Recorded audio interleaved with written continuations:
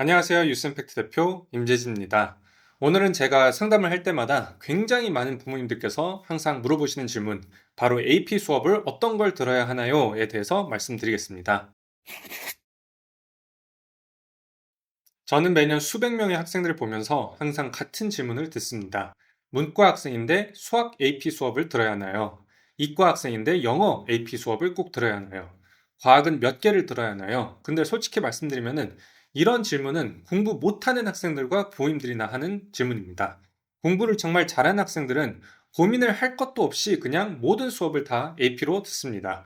왜냐하면 1위 대학이든 30위 대학이든 50위 대학이든 모든 상위권 대학들이 요구하는 고등학교 커리큘럼은 거의 똑같기 때문입니다. 대학들은 기본적으로 학생들에게 영어 4년, 수학 3년, 과학 3년, 역사 3년, 외국어 3년 이상을 수강하라고 요구합니다. 하버드나 존스홉킨스처럼 일부 대학들은 아예 영어, 수학, 과학, 역사, 외국어 모두 4년씩 들으라고 못 박아 두기도 합니다. 그렇다면 고민할 게 있을까요? 아니요, 그냥 수업을 다 채우면 됩니다. 다만 어떤 과목에서 AP를 듣고 어떤 과목에서 일반 과목을 들을지는 전략적으로 결정할 수 있습니다. 예를 들어 수학은 사실 선택지가 많지 않습니다. Pre-Calculus, Calculus AB, Calculus BC, Statistics 이렇게 4개밖에 없습니다. 공부를 잘하는 학생이면 4개 다 AP로 듣는 게 제일 좋습니다. 과학도 마찬가지입니다. Biology, Chemistry, Environmental Science, Physics 정도가 끝입니다. 마찬가지로 잘한다면 모든 수업을 다 AP로 듣는 게 좋습니다. 그러니까 결론적으로 문과인데 수학을 들어야 하나요? 같은 고민은 크게 의미가 없습니다. 잘하면 AP를 듣고 자신 없으면 일반 수업 들어서 A를 받으면 됩니다. 그런데 일반 수업을 들으면 당연히 아이비리 같은 최상위권 대학 합격 가능성은 떨어질 수밖에 없습니다.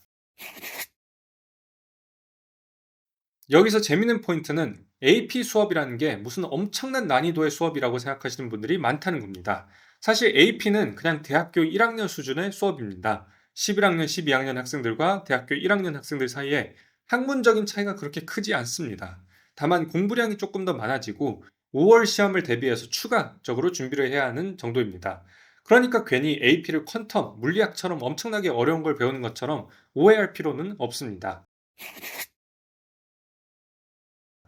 그렇다면 실제로 아이비리그 대학에 가려면 몇 개 정도 AP 수업을 들어야 하나요?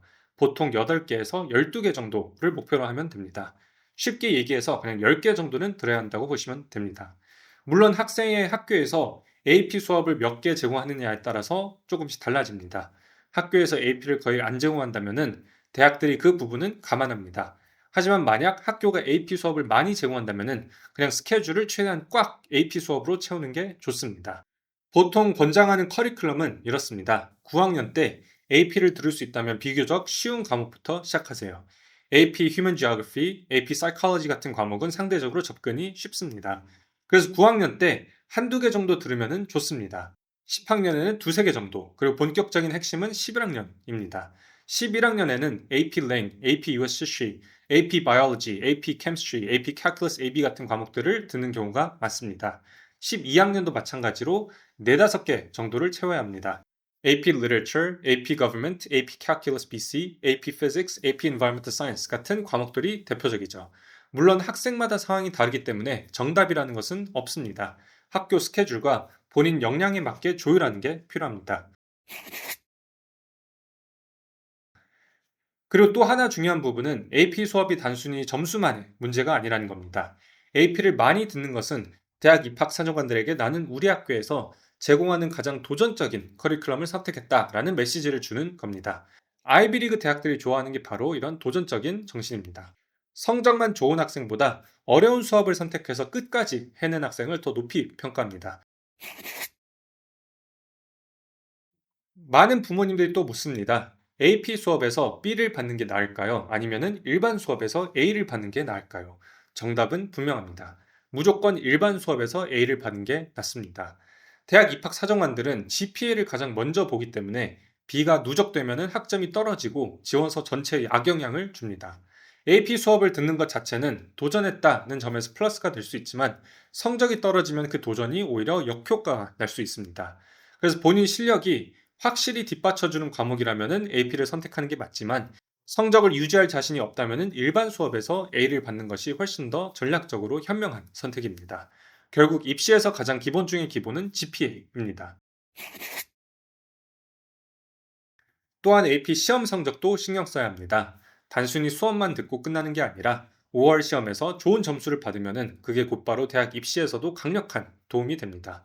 특히 AP Calculus BC, AP Physics, AP Chemistry 같은 과목에서 5점을 받는다면 STEM 계열 전공 지원에 있어서 확실한 경쟁력을 보여줄 수 있습니다. 반대로 AP 시험을 제출하지 않는다면 수업을 들었는데 시험 준비는 제대로 안 했다라는 인상을 줄 수도 있습니다. 그래서 가능하면 수업과 시험을 함께 준비하는 게 가장 이상적입니다. 마지막으로 말씀드리고 싶은 것은 AP 수업은 본질적으로 어떤 과목을 선택할까의 문제가 아니라 내가 도전할 자세가 되어 있나의 문제라는 겁니다. 공부를 잘하는 학생들은 선택지를 고민하지 않습니다. 그냥 모든 수업을 다 AP로 듣습니다. 그리고 대학들은 그런 학생들을 좋아합니다. 결국 아이비리그와 같은 최상위 대학들은 도전적인 커리큘럼을 선택하고 거기서 성과를 낸 학생들을 뽑습니다. 그러니까 너무 복잡하게 생각하지 마시고 할 수 있는 한 최대한 AP를 듣는 것이 정답이라고 보시면 됩니다.